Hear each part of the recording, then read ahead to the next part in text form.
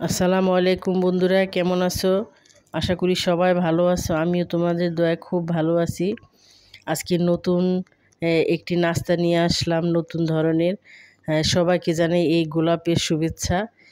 দেখো, এই গোলাপ ফুলটি কিন্তু একটি নাস্তা, আর বিভিন্ন কালারের আর নিত্য নতুন নাস্তা যদি পরিবারকে খাওয়ানো যায়, দেখতেও সুন্দর, আর যেটা দেখতে সুন্দর সেটি কিন্তু খেতেও মজার হয়ে থাকে। আর এই সহজ রেসিপিটি যদি ভালোভাবে দেখতে চাও বা শিখতে চাও, অবশ্যই পুরো ভিডিওটা দেখতে হবে। আর আমার চ্যানেলটি এখনও যারা সাবস্ক্রাইব করোনি, এখনই সাবস্ক্রাইব করে ফেলো, আর পাশে থাকা বেল আইকনে ক্লিক করো। তাহলে যখন আমি এরকম নতুন কোনো ভিডিও আপলোড দিব, সঙ্গে সঙ্গে তোমাদের কাছে নোটিফিকেশন চলে যাবে, চাইলে তোমরা দেখে নিতে পারো। আমি এখানে নিয়েছি একটি বিট, আর এটি সালাদ হিসাবেও ব্যবহার করা যায়। তবে আমি আজকে এখানে কালারের জন্য দিব, তবে এটা কিন্তু ফুড কালার দিয়েও করা যেত। তবে আমি একটু প্রাকৃতিকভাবে এটা বানানোর চেষ্টা করেছি, এই জন্য আমি অর্ধেকটা নিয়ে নিলাম। এখন এটাকে আমি একটু ছোট ছোট করে একটু ঘষে, তারপরে এটা যেন একটু মিহি হয়। তবে এটা ব্লেন্ডার করলেও কিন্তু খারাপ হবে না। এই যে দেখো, এটা একটু মানে ছোট যে ছিদ্রটা আছে ওইটা দিয়ে যদি আমি কেটে নিই, তাহলে কিন্তু এটা গ্রেট হয়ে যাবে। গ্রেটারটা ছোটটাই নিতে হবে, এটা মনে রাখবে। বড়টা দিয়ে কিন্তু এটা ঘষলে এটা মিহি হবে না। এভাবে করে চেপে চেপে আমি রসটাকে বের করে নিব। তবে এই বিটটা কিন্তু আমি ফেলে দেব না, এটা নাস্তার যে আমি পুরটা বানাবো তার সাথে দিয়ে দেব। এখন নিয়ে নিছি পেঁপেটাও আমি গ্রেট করে নেব। এটা নিতে হবে একটু মোটা, যে ছিদ্রটা আছে ওইটা দিয়ে ঘষে তারপর গ্রেট করে নেব।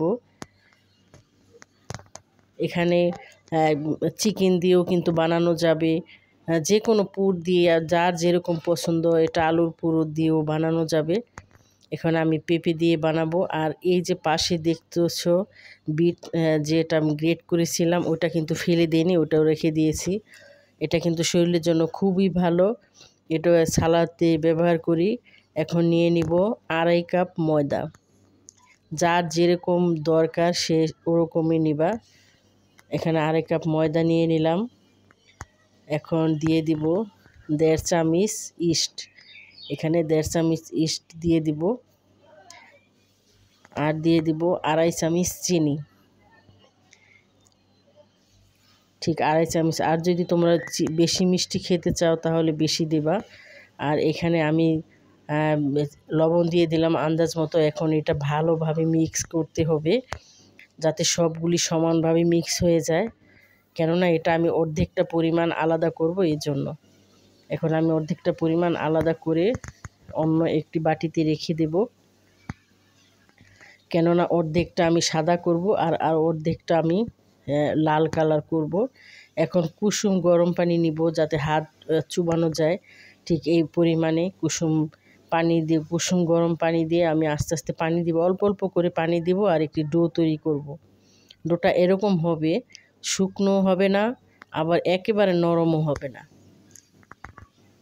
ডোটা ঠিক এরকমভাবে করতে হবে। আমি দেখতেই পাচ্ছ অল্প অল্প পানি দিচ্ছি আর ডোটা তৈরি করছি।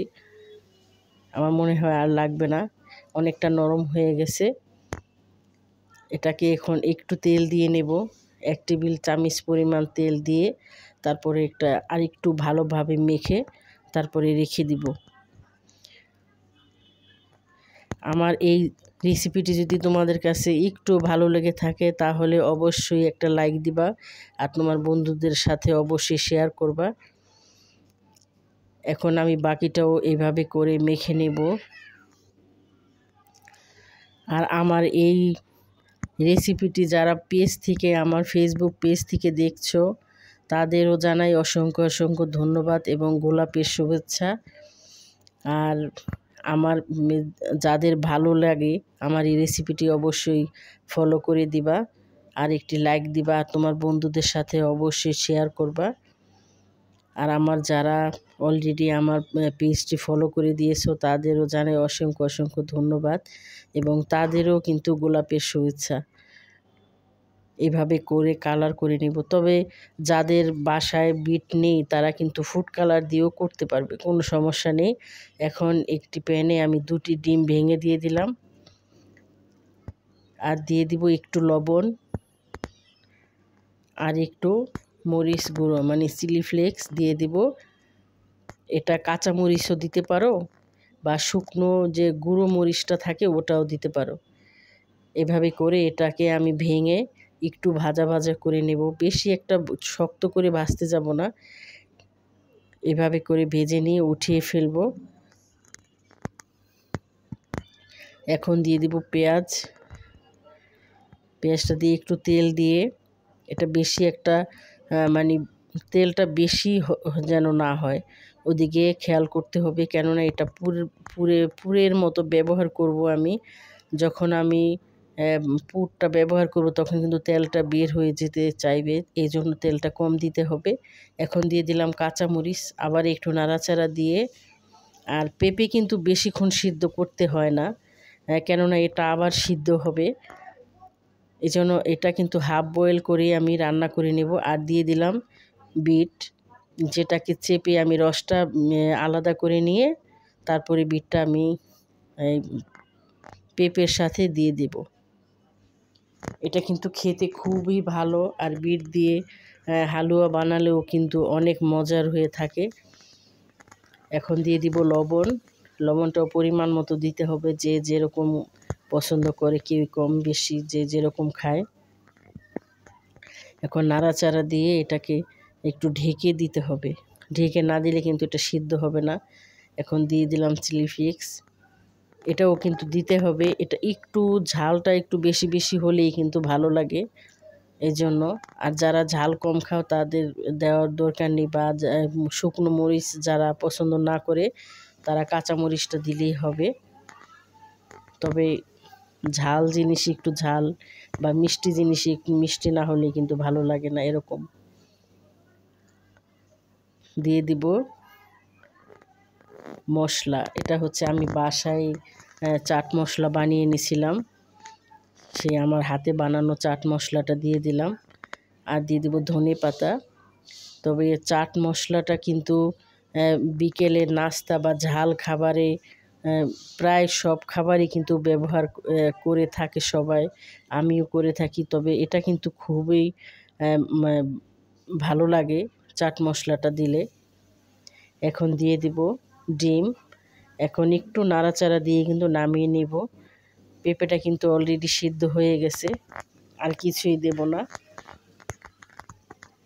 এটা হয়ে গেছে। এখন দেখব আমার ময়দাটা কি অবস্থা, দেখো ফুলে ডাবল হয়ে গেছে। এখন এটা আবারও কিন্তু ভালোভাবে এটা মিক্স করে নেব, ডোটাকে ভালোভাবে মথে নেব আমি। দেখো কালারটা কত সুন্দর আসছে। এখন দেখব সাদাটা কি অবস্থা, এটাও কিন্তু ডাবল হয়ে গেছে। এটা কিন্তু বেশি সময় লাগে না, একটু গরম জায়গাতে যদি রেখে দিই বা কিছু দিয়ে ঢেকে রেখে দিই তাহলে কিন্তু গরমের তাপে এটা একটু গরম গরম ভাপ হলে কিন্তু এটা তাড়াতাড়ি ফুলে যাবে। এখন আমি রুটি বানিয়ে নেব। আমি ডোটাকে 2 ভাগ করে 1 ভাগ নিয়ে নিব। এটাকে পুরোটাকে আমি 2টা ভাগে ভাগ করে নেব। একটা ভাগ দিয়ে আমি একটি রুটি করে নেব। এটা বানাতে খুবই সহজ, একেবারেই সহজ, কিন্তু এটা বানানোর পরে রান্না করার পরে কিন্তু দেখতে খুবই সুন্দর, আমার কাছে তো অনেক ভালো লাগে। আর বিশেষ করে বাচ্চারা যখন বানিয়ে দিছি ওরা কিন্তু খুবই খুশি, সবাই তো অবাক, দেখতে কত সুন্দর আর খেতেও অনেক মজার হয়ে থাকে।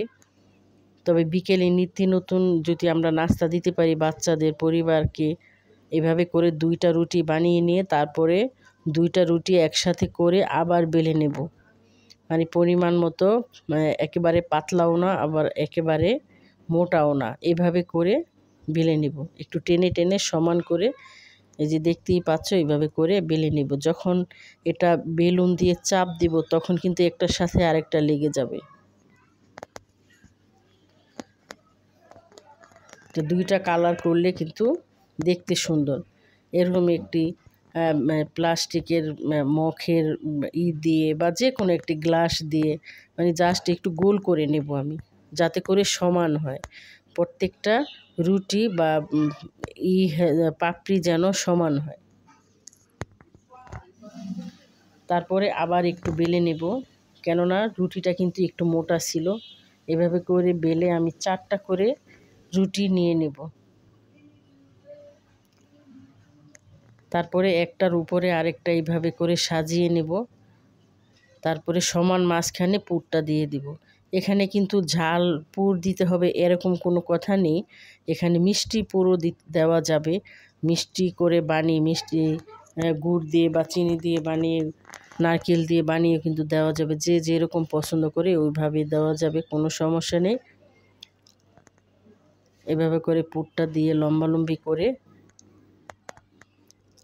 তারপরে একটা একটা করে রুটি আমি মানে সমানভাবে একটার সাথে আরেকটা একটু ছোট বড় করতে হবে। মানে যেটা আমি ভাঁজ দিব এটা এই পাটটা একটু ছোট করব, মানে নিচের পাটটা থেকে উপরের পাটটা একটু ছোট করব, কেননা এটা থাকবে মধ্যখানে, এজন্য মধ্যখানের পাপড়িগুলি কিন্তু একটু ছোট থাকে। এখন এক সাইড থেকে এইভাবে করে পেঁচিয়ে নেব, আস্তে আস্তে করে পেঁচিয়ে নেব। এটা ঝাল পুর যদি একটু বেশি দেয় তাহলে ভালো লাগে, এই জন্য আমি একটু বেশি করে দিয়েছি। এই জন্য একটু হালকাভাবেই এইভাবে করে পেঁচিয়ে নিতে হবে। তারপর এই মাথাটা একটু হালকাভাবে একটু টান দিয়ে যখন একটু লম্বা হয়ে আসবে তখন এটা নিচের অংশে দিয়ে দিতে হবে, নিচে এইভাবে করে নিচে দিয়ে দিলে আর ছুটে যাবে না, দেখতেই পাচ্ছ। তারপরে পাপড়িগুলি এইভাবে করে একটু চেপে চেপে নিচের দিকে একটু চাপ দিয়ে ফুটিয়ে দিতে হবে, যাতে করে দেখতে মনে হয় যে গোলাপ ফুলটা কিছুটা ফুটে গেছে। এইভাবে করে দেখো কত সুন্দর দেখতে। আমি আরেকটা বানিয়ে দেখাচ্ছি।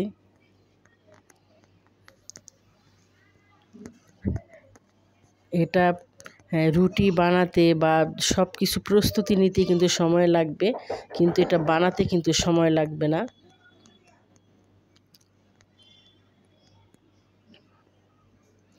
আমি আরেকটা বানিয়ে দেখাচ্ছি। আর আমার চ্যানেলে যে ভিডিওগুলো আমি দিয়ে থাকি কেমন লাগে তোমরা কিন্তু কমেন্ট করে কেউ জানাও না, দেখো সবাই অনেকে দেখে থাকো।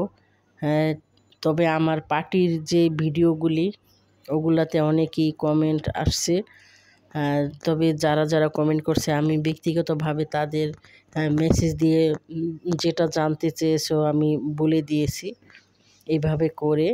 তবে আমি সাদা অংশ কিন্তু নিচে দিয়ে দেওয়া যাবে, যে যেরকম হবে, তাহলে একটা ফুল সাদা হবে একটা লাল হবে, এরকম করে বটি দিতে হবে। এটা কিন্তু তেলে ভাজা যাবে না, এটা কিন্তু ভাপ দিয়ে রান্না করতে হবে, তাহলে পুরটা। আর যদি তোমরা তেলে ভাজতে চাও তাহলে কিন্তু এটাকে এই পুরটা চেপে চেপে এটা আটকে দিতে হবে। এটা আমি ভাপ দিয়ে তারপরে সিদ্ধ করব। এটা ভাপে দিলেই সবচেয়ে ভালো হয়, কালারটা সুন্দর আসে। আর তেলে ভাজলে কিন্তু লাল কালারটা ভালো আসবে না। এইভাবে করে একটু টান দিয়ে এটা লম্বা করে এটা নিচে ঢুকিয়ে দিতে হবে। দেখতেই পাচ্ছ কত সুন্দর ফুলটা, কিন্তু মনে হচ্ছে যে ফুলটা ফুটবে। আর যখন এইভাবে করে পাপড়িগুলি একটু বাঁকা বাঁকা করে দিব তখন মনে হবে যে ফুলটা একেবারে আজকেই ফুটেছে ফুল। তবে আমার এই ভিডিওগুলি দেখো কেমন লাগে, সবাই কিন্তু আমাকে জানাবা, অবশ্যই জানাবা। একটু যদি ভালো লেগে থাকে তাহলে অবশ্যই আমার চ্যানেলে একটা লাইক দিবা বা আমার পেজে একটা লাইক দিয়ে দিবা। এখন একটি প্যানে আমি আগে থেকে গরম পানি দিয়ে দিছি, একটি স্ট্যান্ডের উপরে একটা বাটি দিয়ে দিলাম, যাতে করে পানিটা বলক এসে যাতে আমার নাস্তাটার সাথে লেগে না যায়, তাহলে কিন্তু লেগে যাবে। আর আমি বাটিতে কিন্তু একটু তেল ব্রাশ করে দিয়েছি যাতে করে তাড়াতাড়ি উঠে যায়। এখন আমি একটা একটা করে দিয়ে দিব, ফুলগুলি সব সাজিয়ে দিব। এখানে 5টা ফুল আছে, এভাবে করে ঢেকে আমি 6 থেকে 7 মিনিট সিদ্ধ করলে হবে। তবে সব মিলে আমি 10 মিনিট চুলায় রেখেছিলাম। 10 মিনিট সিদ্ধ করলেই একেবারে নিশ্চিন্তে এটা নামানো যাবে, এটা সিদ্ধ হয়ে যাবে। 10 মিনিট পরে আমি নামিয়ে দেখো এটা কালারটা এরকম আসছে। যদি এটা তেলে ভাজতাম তাহলে কিন্তু কালারটা এত সুন্দর আসতো না।